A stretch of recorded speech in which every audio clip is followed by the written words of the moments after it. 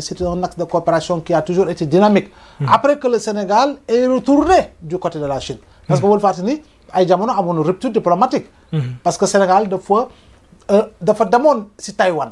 La Chine, amul ñaari option. Ku dem si Taïwan, moom rompre diplomatique. Rupture diplomatique. Sénégal ay jamono demoon na si Taïwan.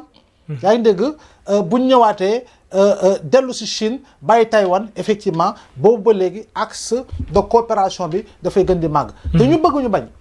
Chine tey jii nii c'est ni ñu ko waxee un élément incontournable.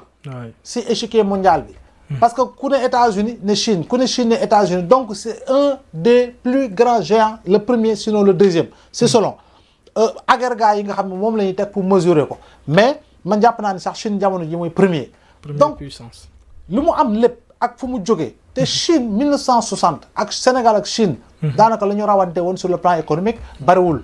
boo ko doon xool PIB su PIB bi fu mu toll woon. tey jii ni Sénégal da doon tegante mbagg. Chine léeg-léeg sax mu mbëllee ko. lu tax parce que Chine dafa jógee ci crise yu doy waar.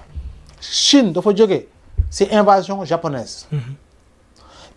n'est-ce pas. avec l'empereur Hirohito. Chine dafa jóge ci guerre civile entre le clan des révolutionnaires dirigé par Mao et le clan dirigé par ñi nga xam moo doon ñoom Chiang Kai-shek.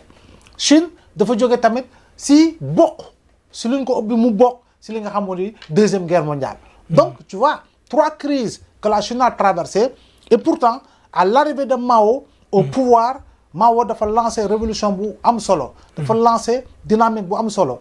dynamique boobu moo impulsé la impulsé ba tey Chine nekk fi mu nekk après Mao à sa mort en 1916 Deng Xiaoping quand il est arrivé également il a bien cerné la juxtaposition des chaînes de valeur lu mu war a renforcer réforme agraire yu ñu lancé révolution industrielle bu ñu def donc Chine wëlbati ku nekk puissance bu mu nekk donc déjà rek si trajectoire am moom référence la war a doon ci yow c'est-à-dire que modèle la war a doon ci yow war nga mën a ne kii fu mu jaar fu mu jógee man c'est-à-dire que su ma compee tuuti ci moom war naa mën a jëm kanam donc ku am dëkk bu mel noonu muy multiplier chaque année muy multiplier son niveau d'investissement mu gën a diis bu Amérique en Afrique mu gën a diis Union européenne encore une fois te bul fàtte Union européenne c'est 27 pays encore une fois Chine chaque fois mi ngi def li nga xam ne mooy li ëpp dëkk yooyu donc Chine bu ñëwee moom du la ne sama xaalis su ma la ko joxee fii nga koy dugal. déedéet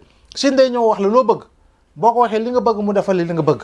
Chine du nekkul ci ay ingérence. ci wàllu dëkku jàmbur yi.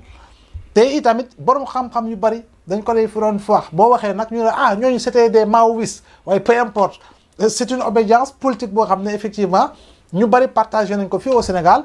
parce que nous avions même des partis de gauche qui étaient d'obédience profondément maoïste. mais Chine tey jii nii. nu muy doxalee nu muy dundee da nga naan c'est un état communiste mais c'est un communisme d'approche libérale jamono ji voilà parce que communisme boobu rek modèle de gouvernance la par rapport ak parc unique bi ak ni ñu koy waxatee parti bi fa nekk mais lu fa Sénégal mën a jëlee mu donc pour waxee ko su ma waxee historique boobu c'est pour wax ni Sénégal lu mu fa mën a jëlee dafa bari te Chine boo fa demee te gis nga accueil bi gis nga premier ministre nuñ ko kiwee donc da ngay xam ne ñii dañoo jox cër Sénégal waaye itam jox nañu cër le continent africain Chine wax na ko droit de douane yi Trump bi mi ngi leen di bëgg a sonal ñëw leen Chine pour 53 pays de 54 pays en Afrique amul kenn koo xam ne dinaa la teg droit de douane mais ngal la kooku nga xam ne kon c'est un partenaire stratégique c'est un partenaire stratégique boo xam ne sur le plan technologique lu mu la mën naanal bari na. c'est un partenaire technologique économique boo xam ne sur le plan des infrastructures révolutionnaires loo xam ne dafa mën a créer emploi si tabax usine si investir si leneen ak leneen lu mu la mën a andi dafa bari donc je pense que tey jii nii premier ministre na fa dem waaye na fa delluwaat waaw boo fa jógee yeneen jëwriñ nañ fa dem waaye tamit bu ñuy demati jëwriñ yi buñ nañ fay dem secteur concerné bu ne ànd ak patronat concerné doguma la ci loolu sax mais ci délégation premier ministre bi comme li nga wax gis nañ ministre yu bëri ñi ngi ci gis naa ci Yankhoba Diémé gis naa ci aussi lu ci mel ni ay waa SICAP ñi ngi ci li nga xam ne mooy délégation bi mais aussi gis nañ ki nga xam ne mooy le ministre voilà am na beneen ministre bu nga xam ne gis naa ko ci mu mel ni délégation bi am na ay convention yu bëri yu nga xam ne ñi ngi koy signé ci wàllum benn usine de fabrication bu nga xam ne voilà ci wàllum emballage la ak ay bus waaye tamit plus de 200 jeunes yu nga xam ne daf leen di permettre Chine daf ñu koy permettre ñu def benn formation foofu dina leen permettre ñu am li nga xam ne mooy qualification mu nekk lu nga xam ne lu am solo la. lu am solo jéggi am solo. donc comme on le dit rek partenariat bu dynamique la. donte le Sénégal dafay wuti yeneen partenaires partout dans le monde. Amérique ca la bokk Europe ca la bokk. les pays du Golfe ca lañ bokk. mooy Arabie Saoudite muy Émirats arabes muy Qatar muy et cetera dëkk yooyu yëpp si lañ bokk. boo demee ba Amérique latine sax war a jokkalante ak Brésil war a jokkalante ak beneen dëkk en Amérique latine. te mu war fa mën a intérêt da nga koy dem jëli. donc partout où l'intérêt du Sénégal peut se retrouver damal nga jël ko andi ko fii. donc loolu moo si am solo maintenant Chine nag comme je l'ai dit aujourd'hui le monde n'est plus un monde unipolaire. Parce que au lendemain de la chute du mur de Berlin, suivi de l'éclatement du bloc soviétique, nous étions dans un monde unipolaire dominé par les États-Unis et le bloc occidental. nga gis ni l'organisation du traité de l'Atlantique Nord du OTAN muy gën di am dayo di gën a am doole. La Russie la fédération de Russie mi ngi seet nu mu doon jógaatee. waaye dallagul woon si leader bu mel ni Vladimir Poutine parce que Vladimir Poutine lu mu bon am na fu mu replacer la Russie. quoi qu'on puisse dire. bien vrai que ce n'est plus le bloc soviétique. donc Gorbatchev bu mu ñëwee avec la politique de la perestroïka ak la ci xew lépp nga xool Boris Yeltsin président boo xam ne kenn xamul fu ñu ko jëlee woon. et cetera ba Poutine di ñëw entre temps Medvedev Poutine ñëwaat. donc da ngay gis ni effectivement am na lu soppeeku waaye Chine di gën di màgg militairement économiquement. tey jii nii Amérique bokk na si dëkk bu ëpp bor. boo xam ne yoral na ko Chine Amérique bii. donc pour dire que. àdduna nuñ ko tëggaatee avec la formation des BRICS regrouper yeneen entités qui font face au bloc occidental lu si mel ni Brésil avec Lula. lu si mel ni. Inde avec Narendra Modi lu si mel ni Afrique du Sud lu si mel ni yeneen dëkk gis nga ñu ngi formé waat ba nga xam ne en fait dafay nekk benn monde qui redevient bipolaire donc qui n'est plus un monde unipolaire comme ni ñu ko dundee woon au lendemain de l'éclatement du bloc soviétique donc de ce point de vue là lan nga siy xalaat lan nga siy jël mooy que ni waaw Chine partenaire bu am solo la partenaire bu jéggi dayoo la boo xam ne Sénégal lu mu si mën a tirer si wàllu li nga xam ne moo di tabax te su ma nee tabax nag waxuma ñu ñëw ñu tabaxal ñu oui baax na parce que tey jii mi am na njariñ Sénégal grand théâtre ay infrastructure yu demee noonu soxlawuñu ko Chine da ngay ñëw mu fexeel mu tabaxal la ay usine fexeel mu defal la ay usine de montage fexeel mu participer contribuer à la création de modèles économiques yoo xam ne jeune Malem Hodar day yeewu xam ne usine am na sama dëkk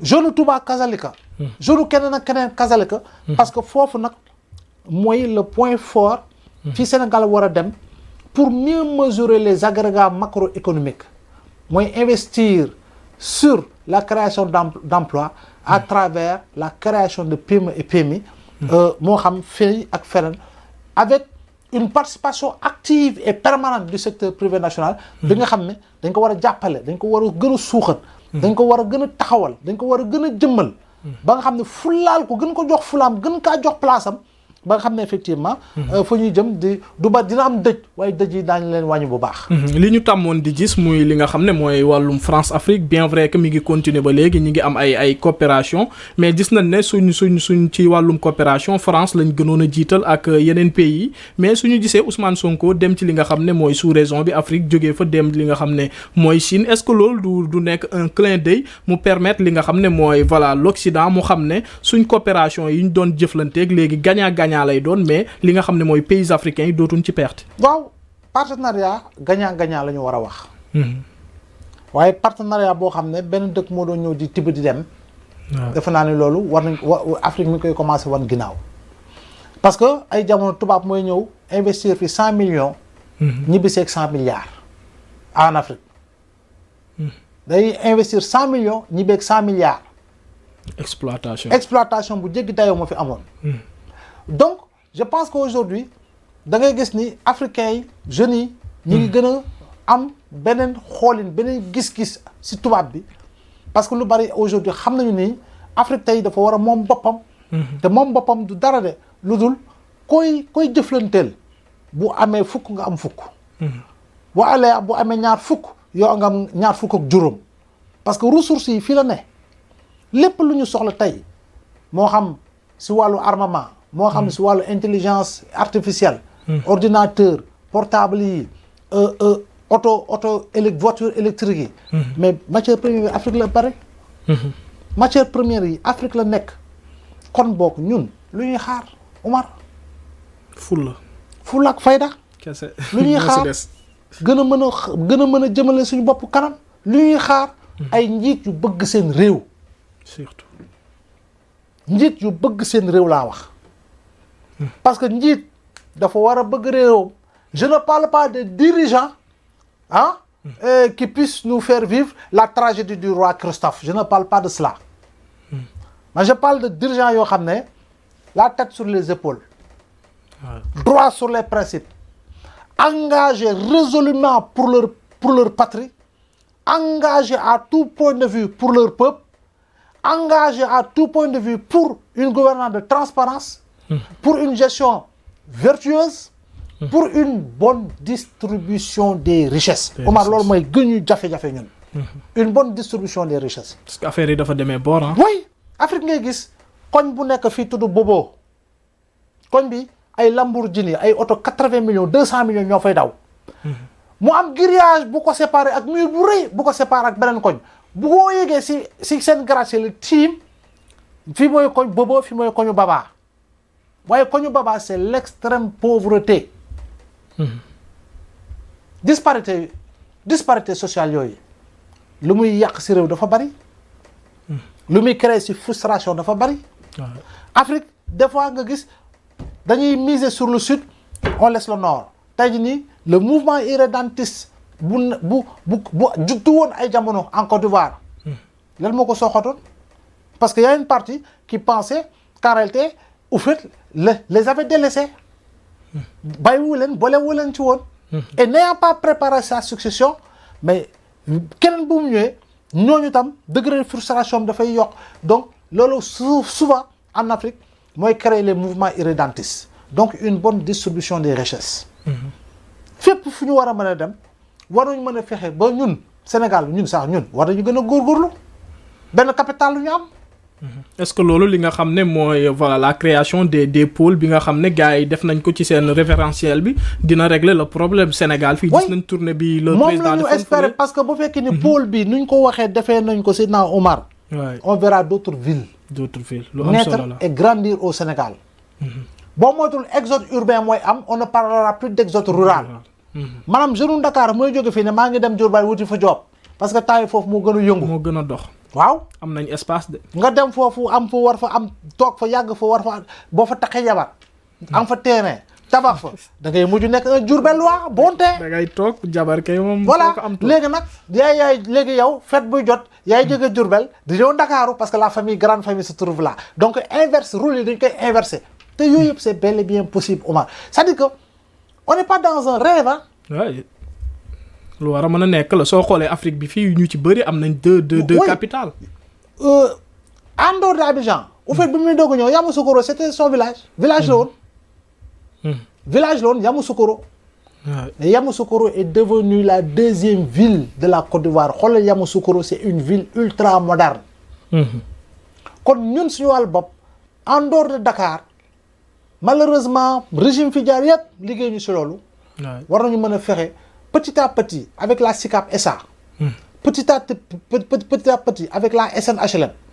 petit à petit avec des groupements privés ñuy war a mën a commencer di tabax am na sax mais ñu accélérer processus bi ba nga xam ni da ngay dem sa dëkk yow fële wala ñu dem Malem fële ñu dem Thiarné mbaa ñu dem Alwaar mbaa nga dem Ogo mbaa nga dem xawma feneen ak feneen mais nga commencé nga gis fa ay cité ñu fa tabax ay cité yoo xam ne boo ñëwee c'est à l'image de Sacré-Cœur buñ koy tabax ay jamono à l'âge de Sicap buñ koy tabax ay jamono à l'image de HLM 1 ba 6 buñ koy tabax ay jamono mu nekk des cités modernes noonu ak usines yu fay implanté wu mais forcément dafay nekk ville parce que di nga demati ba usine ba direction fii dëkk bi mu ngi dox day jël siège am dëkk boobu la koy mujj tabax mu nekk étage beneen noonu étage nanga immeuble mais noonu la ville commencé juddu commencé gars yi commencé autorité commencé tali yi ñu koy tracé trottoir yi ñu koy tabax yaa ngi dégg goudron yi di commencé di génn mais c'est comme ça petit à petit qu'on construit une ville donc li nga xam ne mooy am Europe nga dem Paris ville boo demee Toulouse ville la boo demee Marseille ville la boo demee Caen ville la boo demee Monaco ville et cetera donc je pense que ñun itam tollu ñu nenn à l'image des autres pays nous sommes sous-peuplés comparativement à plusieurs pays en Afrique parce que tey boo jëlee un Nigeria 200 millions d'habitants lan nga ko mën a comparer avec Sénégal qui fait 18 millions d'habitants boo demee Caire waxuma la Égypte Caire rek seen capitale bi moo ëpp li nga xam ne moo di population Sénégal kon boog bu ñu liggéeyee te gëm naa ni loolu autorités yi duñ ci ñàkk bay xel une bonne distribution des richesses encore une fois Sénégal bi wax ma nag wax ma ñu la koy dóor par kii de ngay jékki say message bi ne pipip nga ne waaye état du Sénégal vous a envoyé 50 000 francs non mais ay mécanisme par contournement la te mécanisme par contournement yooyu du leen lu dul création d'emploi yi création d'emploi yooyu à travers les richesses yi nga xam ne état bi moo koy gagné état bi fu mu koy séddee à travers une bonne répartition des budgets selon véritablement les départements concernés effectivement lu ñu mën a am en termes de rendement si loolu yëpp dafay bari. te ñu gën a dooleel le secteur privé parce que ñoom dañoo war a créer ay champions. secteur privé. boo foo dem mais et puis ñun xoolal da ngay dem yeneen secteur privé yi mais ñun tey war nañu am secteur privé boo xam ne waxuma pour ne dañ ko war a dàq Abdoulaye sax dàqoon na ko mais war nañu am secteur privé boo xam ne day jël place Bolloré fii si port bi. absolument parce que ay sénégalais ñu ngi ci yeneen réew di fa def liggéey yu am solo. soo xoolee le ki nga xam ne mooy Ousmane Sonko bi mu demee fële ca Burkina. gis nañ fa yooyu ki nga xam ne mooy Arouna Dia mu toog ak moom. te wax na ko li mu koy wax. na ko moom pare na pour accompagner la gouvernance du président Diomaye. absolument et c'est ça justement le Sénégal parce que moom même bu àndaloon Macky dem na. c'est un opérateur privé c'est un sénégalais. kon dafay continuer. li nga xam ne moo di parce que accompagnement taxul ñu ne damay far ba damm loos. absolument donc loolu moo si am solo. tey nii li Bolloré yi liggéey fii war secteur privé war na organiser wu. créer les conditions pour yegg si niveau boobu ba nga xam ne suba état du Sénégal dina pare ne secteur privé bi ma gis. terminal bii. ñoom war nañ ko mën a jox. absolument boo demee aéroport Pakazalika. Turquie ba kañ la leen signé contrat. contrat bi bu yegg si ab. au moins ñu am secteur privé national boo xam ne liggéey bi nga xam ne société yooyu ñoo ko doon liggéey si suñu aéroport ñoom ñoo koy jël lengay liggéey ko avec nag du sérieux parce que tamit am na ñoo xam ne ñu ngi si secteur privé da ngay ñoo jox leen construction un immeuble de 10 étages au nom de l'État du Sénégal pour benn structure étatique yaa ngi dégg ñu ne vërëx yaa ngi dégg tabax R+2 R+3 chantier bi taxaw alors qu'en réalité jëloon nañ tous les gages. absolument nga gis ñu la chantier bi délai bi 2 ans la woon 5 ans 6 ans chantier bi laa la wax du yegg loolu tamit manque de sérieux boobu dafay tax lu bari itam boo taxee doo ko kii mais suñu ay menuisier ñi nga xam ne ñoo nekk ci secteur yooyu mais ñoom wax naa la ko fi la dernière fois yow naka nga mën a comprendre ñoo bokk benn périmètre fii ñu ne mécanicien bi fii mooy atelier nga ne mais man tôlier bi laa soxlaa mu ne non moom laa jël loolu électricien bi ñu ne non moo nekk fële tey ñetti ñooñu mécanicien bi tôlier électricien bi peintre bi lan moo leen tere lëkkaloo am seen benn entreprise bu bopp boo xam ñoo ko bokkandoo si papier yu leer banque ba compte yu leer signature double triple quadruple nu xam ñu koy bëggee mu war a mën a liggéey pour gën a am force de frappe financière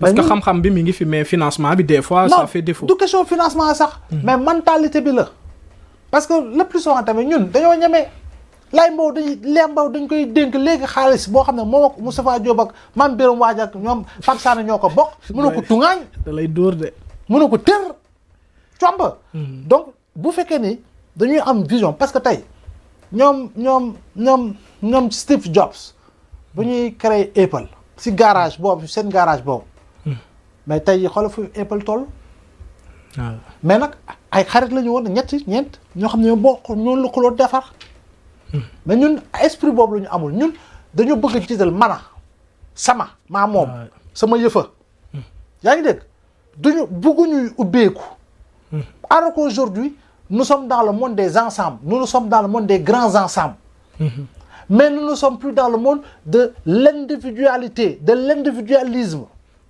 nous sommes dans le monde des ensembles et des grands ensembles tey jii ni Ousseynou Pathé Jojo ak Karim ñoo war di booloo kii bu àndee ñaar dërëm kii àndee ñetti dërëm ñu tabax bokkandoo dara ba pare def si lu sérieux parce que entreprise yu bëri am na ñu nga xam ne ay actionnaire lañ fi ku nekk ngay am part moom laay wax foofu laay waxee mooy actionnariat su ma ne lëkkaloo bi mooy justement parce que ku andi dara képp ku andi boo leen boole actionnaire la tey jii tailleur bi mi ngi yore benn affaire bu xat lañ ko amal te c'est un super tailleur bu la ñawalee bu la daggalee bu la daaminalee ñëpp ne gongo mais kooku ban marché la mën a gagner ci état amul impossible amul te pourtant da koy toog di ko kaas non mi ngi nii man mosuñu maa jox marché defal ko micro trottoir léegi mu ne ban marché ba ma juddoo ba tey mosuma gis marché mais gagner marché dafa am yoon waaye te yow gagner marché doo dem rek taxaw ne man damaa bëgg a gagner marché dafa am yoon booy jaar am na looy dugal am na garantie yooyu wane am na leneen structure bi nga wane et cetera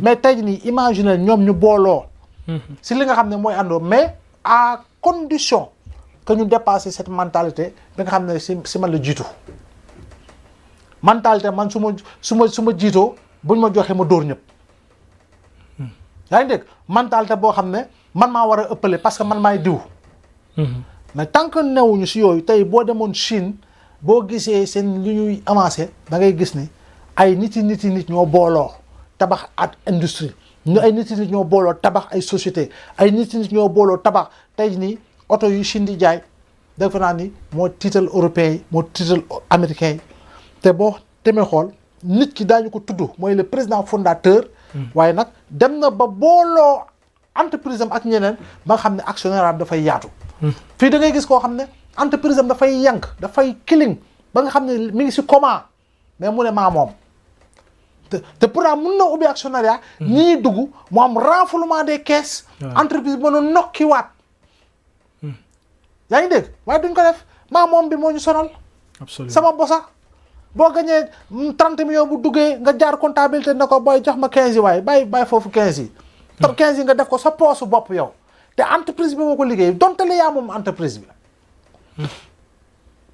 nga def ko sa poosu bopp di tambambaalu non c'est quoi waa dem happiness su yàggee tey nga ne capp fii suba nga ne capp fee et cetera jaa ngi billet d'avion ay voyage inutile dem pour 3 jours Paris dem pour 5 jours Madrid voyage yoo xam ne amulul benn rendement entreprise bi tax nga am 15 millions yoo dugal sa poche mais yooyu itam yooyu itam dafa nekk suñu mentalité te jàpp naa ni ñu ngi si buntu pour mu war a mën a soppeeku te loolu buñ ko gars yi buñ ko gëmandoo ko mais Oumar loolu mooy déclencher nag cette révolution économique Amérique bii moom la Amérique mu am na doole mais lu mu la mën a jaay si histoire Amérique 1776 la am indépendance Sénégal 1776 fii Sénégal on a vécu la révolution Torodo de Thierno Souleymane Baal